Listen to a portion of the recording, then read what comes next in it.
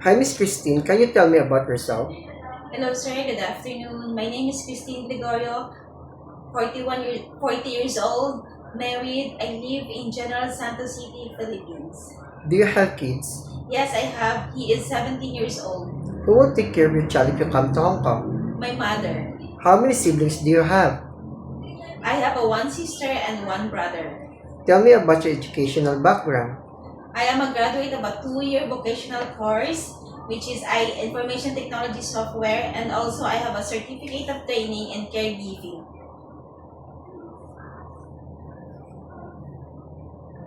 Do you have overseas experience? No, I don't have, but I only have a domestic, sir, which is from the month of July 2023 up to July 2025.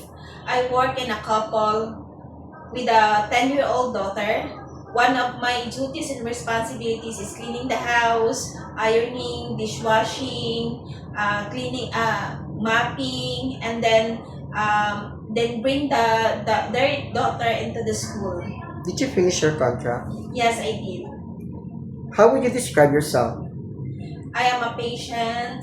I have a long patient. Then I am a hardworking person and willing to learn, like cooking the Chinese food and learning the Cantonese language. Do you have any tattoo? No, I don't have. Did you undergo to any kind of surgery? No, no, sir. Why do you want to go abroad? Because I want to help my family. Are you willing to take care of a newborn baby? Yes, I am. Could you sing a nursery song? Yes, one of the example is Incy Wincy Spider. Are you scared of cat or dogs? To be honest, I am scared with a dog because I have already experienced the dog bite my hand. Give me your idea how can you take care of naughty children and children with tantrums? Okay, one of the examples, sir, is first I need to calm myself, need to slow down my voice so that I can divert the child's attention and also I can play with them or talk with them. Say something to your future employer to hire you.